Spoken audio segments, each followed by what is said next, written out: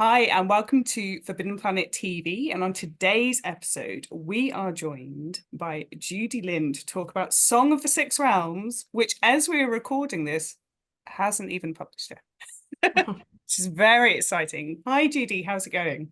Hi, I'm doing good. How are you? Very well, very well. It's coming towards the end of the day over here, so it's about 5:15. What time are you on over there? Yeah, for me, it's the morning here, so it's 10. I'm just starting my day. Yeah, it's still some caffeine required. So what can you tell us about your new book, which obviously it publishes here in the UK next week on the 24th? Yeah, what can you tell people out there about the new book? Yeah, so my new book is Song of the Six Realms.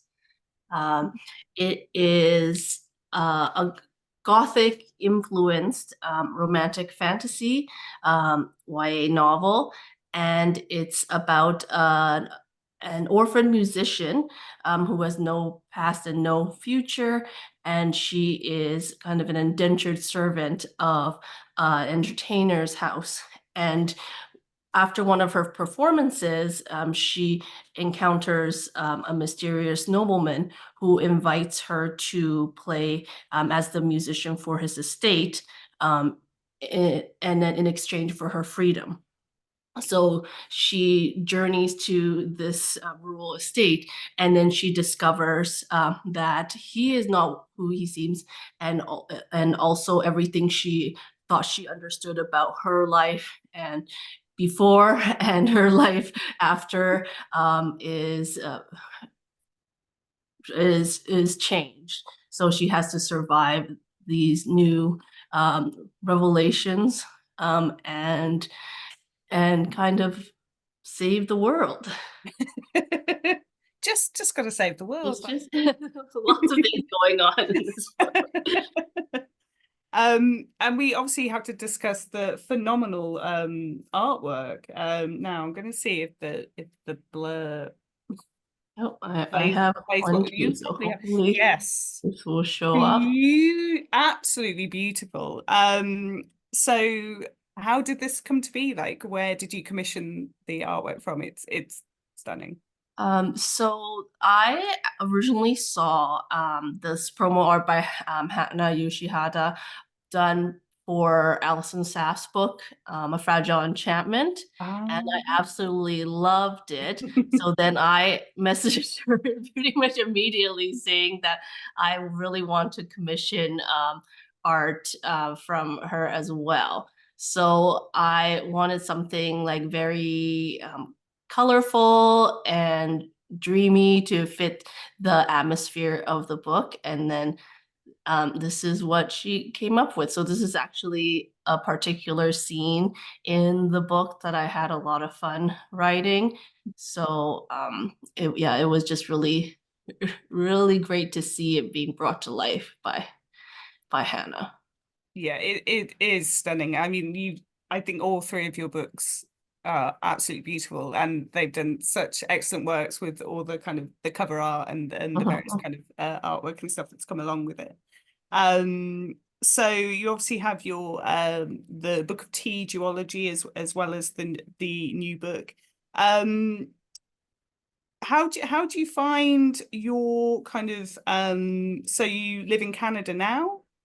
And originally from Taiwan. How have those kind of, I suppose, different parts of your life influenced your books? So in a way, I returned to writing because I missed Taiwan. It was just growing up in Canada. Back then, there were not a lot of media accessible from Taiwan as we have now with the accessibility of the internet. So I actually grew up with a bunch of stories, like books that my parents brought from Taiwan, that I would just flip through as I was growing up, kind of reminiscing about the stories that I grew up with, and a lot of them were folk tales and legends. So that has always influenced my writing, like years later. And it just, when I do my research about like Chinese history, Taiwanese history, and I keep returning to those legends because that's just part of my childhood. Hmm. And so that's just what I really love to write. And then in a way, thinking about it and researching it, kind of brings me back there. And then especially I love writing about food. So that makes its way through all my books. So then I get a chance to like go and cook the food and go to the restaurants of where we can find them here. So that is just a way for me to reconnect with my culture. I was going to mention the food and drink kind of influence in all of your books. It's just phenomenal, but it also does make you kind of, you have to keep getting snacks, making cups of tea while you're reading and stuff. So yes, yeah, tea and snacks very much encouraged. So what what would you say is your favorite writing snack? Writing snack. I actually don't snack a lot as I'm writing, but I mean, because I usually drink tea or coffee, but I guess sometimes if I'm really stressed out, I eat a lot of chocolate to kind of give me the boost. That's my go-to snack, I guess, when I'm on deadline is chocolate. Yes, yeah, absolutely. There's something yeah, very Moorish about popping some chocolate in. So I was very interested to, I was listening to an interview with you where you were talking about your first book that you worked on that didn't get published, but that was a YA horror, which is very interesting. I'm a huge horror fan as well. And I remember last year reading You're Not Supposed to Die Tonight, and I was just like, I need like more YA horror now. Um, do you think you'll ever kind of come back to that, or maybe kind of use some of that in kind of future books? So I think you can see the horror influence kind of creeping back into my stories. Like in A Venom Dark and Sweet, there was a little bit of horror nightmare elements, and Mhm. in Song of the Six Realms, there's also a little bit of horror elements where there's like these monsters that are amalgamations of different animals. So that was kind of fun to play around with. But I do actually have a YA horror coming out in October of this year with Rick Riordan Presents. So it's called The Dark Becomes Her. And funny enough, it actually has a lot of the story elements from that original horror book that didn't sell. So yeah, so that was kind of fun to pull that and revisit that story because that was about a haunted summer camp in Taiwan, and this new story is set in Vancouver's Canada, and it's about Chinatown and kind of an evil temple that has taken possession of the main character's sister, and she has to go and try and save her from this demonic influence. Oh my God, that sounds incredible. That sounds very good. And you said September for That that was one? October October. Okay. 1st. Oh, Yeah. Halloween. Oh, okay. Yes. Yeah. The spooky season. Perfect. Perfect. So obviously coming back to Song of the Six Realms. So reading a little bit about the kind of inspirations, and is it right that kind of Rebecca, Daphne du Maurier, was an inspiration for this? Because you can definitely obviously see the kind of the flow and the kind of gothic vibes that are very familiar to Rebecca. What other things influenced your new book? Mhm.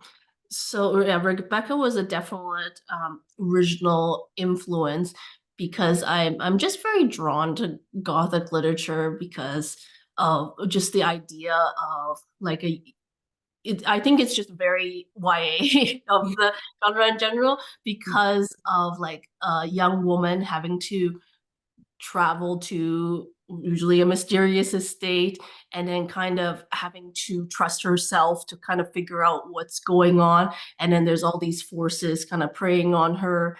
And then she telling her that like she can't be trusted, that her way to view the world is is a problem. And then I just love how in a lot of Gothic literature, the woman usually finds her own strength. So that was definitely a theme in Song of the Six Realms that I wanted to carry through. And even though I mean I love Rebecca, but I also love bringing in like the fantasy elements of it as well. So that's kind of my way of mashing the different things that I like together. Because I also really like the what's we call the xianxia drama in Chinese period dramas in particular, where these are these like epic like 50 60 episode storylines about like Chinese immortals. They're a little bit like fairies, but and they have their own like court structure, and then they usually are like involved in the mortals' lives and like causing destruction in their fates. And then and it's just yeah, a lot of fun to play around with where we have these gods that have their own powers, but of course they have a lot of what we would see as human failings. So that is a huge influence in this book as well.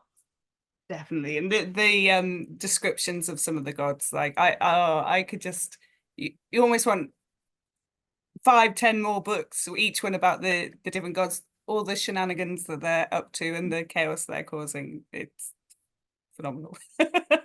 How did you keep track of what everyone's up to? Yeah. So one of the things that influenced this book as well was that I wanted to feel like stories within stories. So I always love it when books have kind of their own lore within it, and then these characters kind of stumble across these clues from like diary entries or like like mysterious journals or like and secrets hidden in the walls. Like that's what I always have fun with when I read different books. So I wanted to bring that element into this book. So that's why you see all these little snippets of what feels like fairy tales or folklore. So that was definitely intentional as I was trying to figure out a way to weave that into the story in a way that we can learn more about the world so it feels like a fully realized one that you can imagine yourself living in. So that was using the little stories kind of helped me, and layering on like things that happened in the past and how they influence the future. So that was my intention in doing like all these different elements and putting them together. And obviously we have to touch on the kind of the importance of music and the obviously the main character being able to, so the instrument that's mentioned is this quite like a ancient instrument, is it? Mhm. Yeah. What does it sound like? So it's in modern day it's called the guqin. So Mhm. it's kind of like a zither, but a traditional Chinese zither has a lot of strings. But the guqin, the more classic version of this original instrument, it is a string instrument that's plucked, and then it's more of a quieter instrument. And in Chinese history, it's always known as the instrument of scholars. So being able to master this instrument is like the pinnacle of refinement. So there's like Chinese brush painting and calligraphy, and then and this playing the guqin, those are all like the scholarly pursuits. So it's just a very, yeah, it is a very quiet instrument, but it a lot of the times the music is related to poetry. And so just playing a song on the guqin can evoke for people who are understanding of what that music is relating to, can be like different imagery. So you'll see in the book that when Xue plays the qin, it sometimes it conjures up images of like the mountains or the rivers. So there's a lot of different relationships of the music to nature, to poems, and it just really evokes that kind of feeling when someone plays that instrument. Mm. And it definitely kind of points to, yeah, there's such kind of a quiet strength in a way, and obviously intelligence to our main character, obviously being able to play that instrument. So where did she come from for you? Like where was the starting point for her? So it was because of reading Rebecca that I'm just really drawn to the story of imagining this kind of naive young girl, and then being in an entirely new circumstance in a world she doesn't really understand, and she always feels like one step behind. So it's just, while I was reading Rebecca one day, I just had this image of a girl come into my mind where she is sitting down at a dressing table, and then she finds like this piece of jewelry. I think in originally it was like a bracelet, and she's looking at this beautiful bracelet, and she's thinking about the person who left it there. So she's like, oh, like I'm so lucky to be in this beautiful place. And then, but somebody's left this jewelry. And then she suddenly wonders, like, if it's so wonderful to be there, then where did this person go? Like, and just that sense of like, what happened to this? Was there somebody else who was here before me? Mm. And they've just disappeared, and then kind of this growing sense of dread of, yeah, where did she go, what happened to this mysterious person? So that scene did end up remaining in the book, and but it was that one like image that started this whole story and stayed to this day. Wow. Did you study music as well? Like I played piano when I was a kid. I played for quite a few years, so that was definitely an influence. But I've never played the guqin. I always wanted to learn, Mhm. but yeah, the piano was my instrument. I used to play guitar badly, so so the lesson the lesson. Yeah, I don't think I can play anything now. Maybe if I practice a lot, but it's been quite a few years since I've played. Um, so we're gonna have to obviously talk about the very slow burn romance. Um, it's a favorite of mine to read in fantasy when you know you've got the kind of, oh, this is gonna take some time. There's gonna be some misunderstandings along the way. Yeah, where did kind of the romance come into being for you, and is slow burn one of your favorite kind of romance tropes as well? So um in xianxia drama, in like this particular genre, the romance, is a really important part. But there's a lot of misunderstandings and a lot of reasons why the main couple can't be together. So that they have to stretch it out for 50 episodes. So that's kind of why they do this. But I just always have a lot of fun when I'm looking at watching these dramas, and I wanted, like in Song of the Six Rounds, for the romance to feel like that. And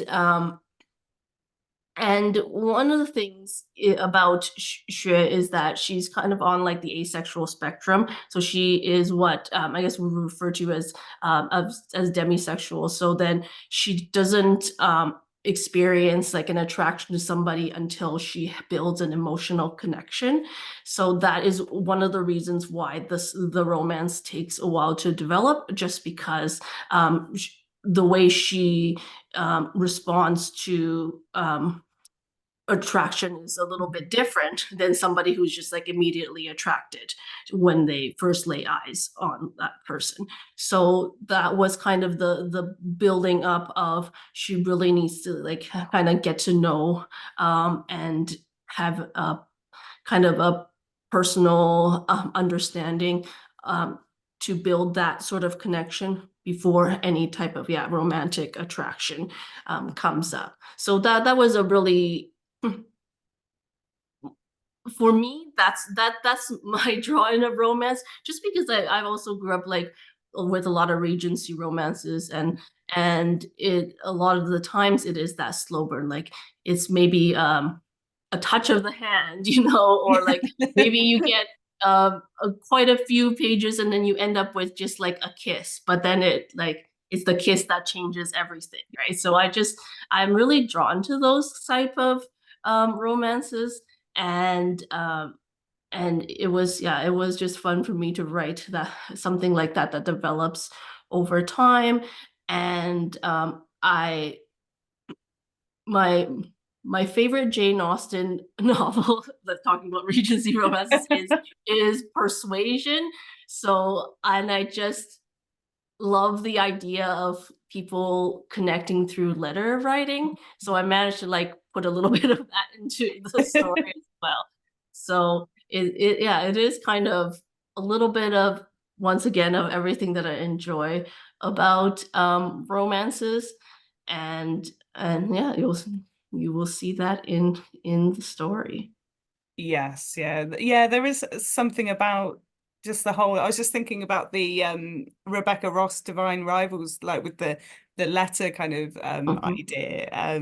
Yeah, it's there's something about receiving a letter Yes, that's not a bill. yeah, I love Divine Rivals as well, and for that letter Oh yes, yeah, too. so good.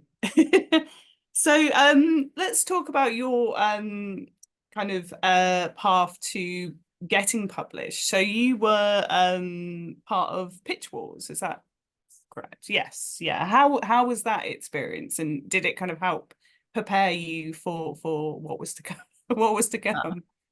So that was really quite and a fun experience, because it just going through the mentorship process was really helpful in just learning about the publishing industry, because it's just so different from a lot of other industries where you have to kind of get an agent before getting a publisher. And it was always really overwhelming to me before. So then having my mentors, Axio and Janella Angelis, as people who have published books and had agents, and to kind of help me out with the process, I think just prepared me a lot for working with an editor in the future. Because after I got my book deal and then my editor sent me like an edit letter, I already went through that with my mentors. So it was so I knew what to expect. And I think gave me more confidence in the process of knowing that it is my story, that I that I want to tell, and then my editor is really there to kind of help me shape the story and make it stronger, but she's not there to like tell me what to do and to like say that you must do this or else, so it did really help me prepare for that part. And even though, the book that I worked on with my mentors, that was the summer camp book, got me an agent, but that was the one that didn't sell. But I mean, by then, just my mentors have become my friends in the process in the many years since. So it's just been it's been really wonderful to think back on that, and it's kind of sad now that there's not as many mentorship opportunities available for writers starting out. It's just even with in the past few years, like the publishing industry has changed as well in the process. So so it's just been interesting being a part of it, knowing what it was like before and then to now. What do you think would be the biggest lesson or kind of piece of advice you could give for, I think we have a few like budding authors who tune into these interviews and want some guidance. So what would you be your kind of biggest word of advice? I think we always talk about like what is trendy and like on the market now, like with romantasy being a really big thing right now, and and then how do you is it good to write a book based on trend and based on that? But I think it's just really important to think about how a lot of times in traditional publishing anyway, those books they were sold like 2 or 3 years ago. So a lot of the times it's really hard to keep chasing a trend, because by the time you commit yourself to writing a story and trying to sell it, maybe that trend has already cooled. So so that's why I always think it's important to just write the story that really speaks to you. And I just feel like that I'm incredibly lucky that I get to write the stories that are filled with a lot of things that I love. And before, I used to be scared that it was like too much. Like, what would anybody really understand this? Would anybody really want this? Like, what I feel to me was like very niche of like something that's like Chinese culturally influenced and all these different tropes that are from another like in dramas in another language. But after like A Magic, Steam, Poison, and Venom, Dark and Sweet came out, a lot of readers have messaged me saying that they really love that about my books, that was what spoke to them. And I'm just so that's why I want to always, when I'm talking to aspiring writers, is that those are the kind of things that kind of propel you to keep writing. At least it was for me, and to really embrace that. So it's if there are certain trends that you love to write, and then they're popular now, go ahead and write them. But if there's something that you see like, oh, maybe it's not as popular, but you really, really love it, that love will like shine through when you put it into your story.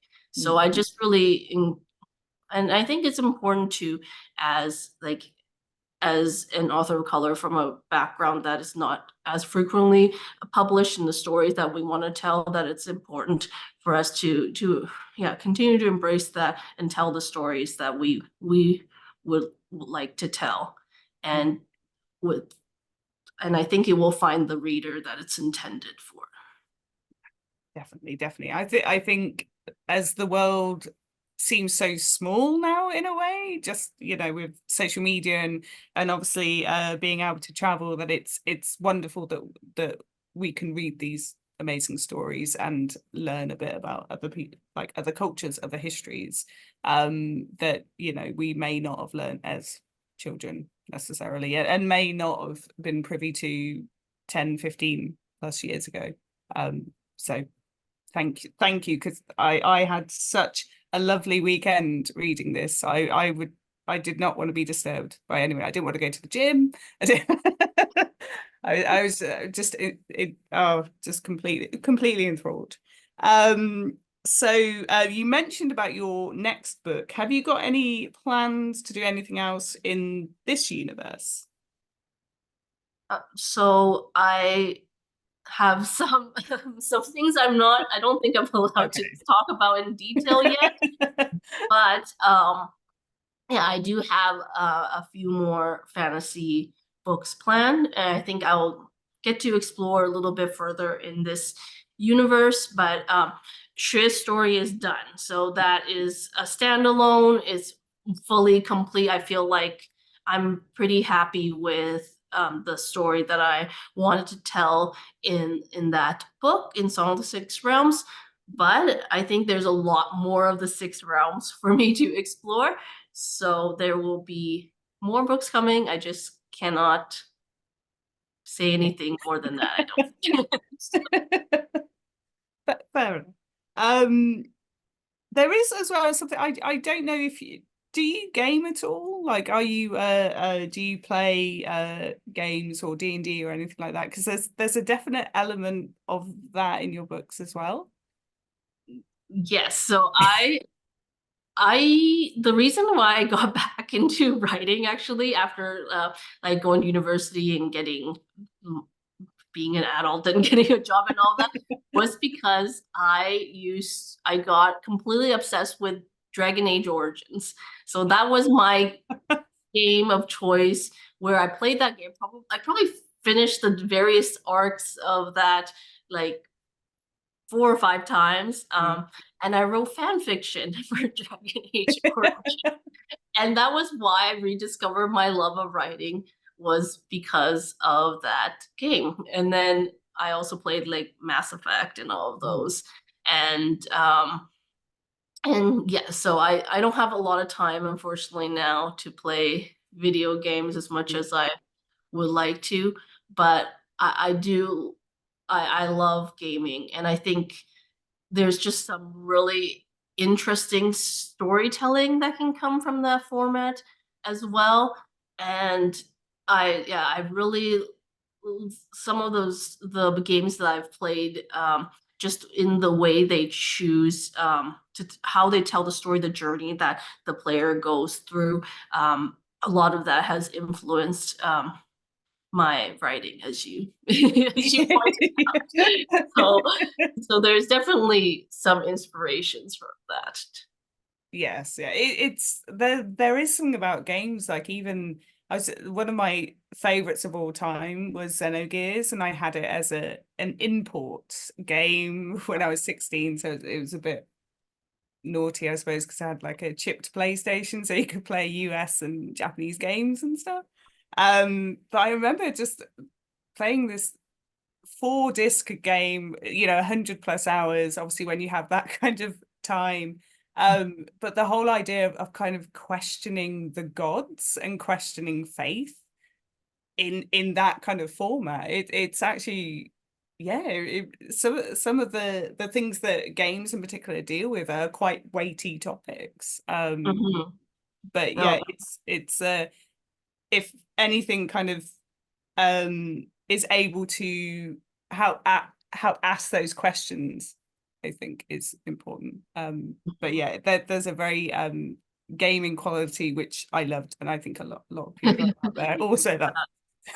but yeah, I'm glad to hear that, because it definitely is, yeah, an influence. And I while I was writing Song of the Six Realms, I was playing Death Stranding. So that was also like, it was just like a very beautifully emotional game. And it also had a lot of those questions, yeah, about like fate and about life after death and about just going through like the various decisions that you make could change the course of the world. And I just thought it was a very beautifully done game, and like the music was really beautiful in that. game as well, and it was also a very reflective process when I was playing it. So I think that that was also one of the, now that I'm think back on it, probably one of the influences on this, on Song of the Six Realms as well. And just, yeah, just the very emotional quality of how the music affects the story in a very subtle way. It wasn't like in your face, but just have it playing in the background while the main character of the game kind of moves through this landscape that changes and shifts around him. And yeah, and of course the very powerful story in that particular game really, uh, yeah, that I'm just getting emotional thinking Yeah. about it right now. So yeah, that definitely made a mark. So and I think that's the power of a good story. So Yes. yeah, and then that's what I always hope, Mm. that some of my stories might evoke a little bit of that feeling too. They definitely do. So yeah, to finish off our interview today. So we touched on before about horror and obviously your new book that's coming out. Is there any particular favorites you have in that genre, whether it be books, films, etc.? Um, in terms of horror Yes, horror yeah. books, um, so I one of my favorite young adult horror books that I talk about to everybody, because I just think it is not loved enough, is a one called Rules for Vanishing by Kate Alice Marshall. It's been out for a couple of um years now, but it has a lot of the elements that you see that influences my books. Just it's about a girl who um gets sucked into playing a game where, like, it's kind of like an urban legend Mm. kind of game, and then she's with her group of friends, but the way it just plays around with like video transcripts and different interviews, and Mm. how seeing all of those different storylines layer on, and then with a lot of twists and turns. So that is one of my favorite horror stories of all time. That's very influential on me. And I also really love The Honeys by Ryan Lasala. Oh Like, yes, that yeah, was just yeah. so, like, if you've ever watched the horror movie like Midsummer, that's kind of like just horrors happening in bright daylight. That is how I would describe that particular movie. Just like everything, you know how like horror tends to be dark and gloomy and like Mm. things happening, but in the darkness. But then this horror is like comes at you where, like, in the middle of a bright field where you least expect it. So that's how I felt when I was reading The Honeys. It's like there's like a really dreamy quality to this, really beautiful writing, Mm. and you can't help but be drawn into and immersed in this, and then all the horrors start like creeping in from the edges.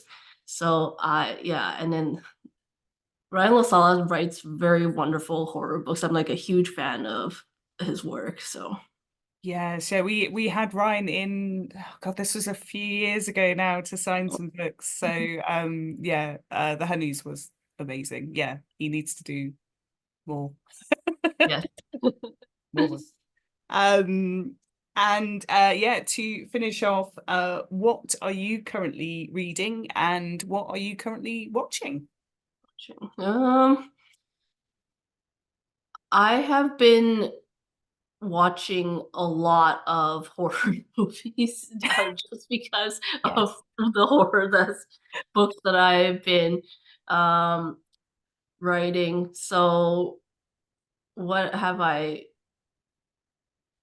watched recently? Oh, and I really love found footage movies.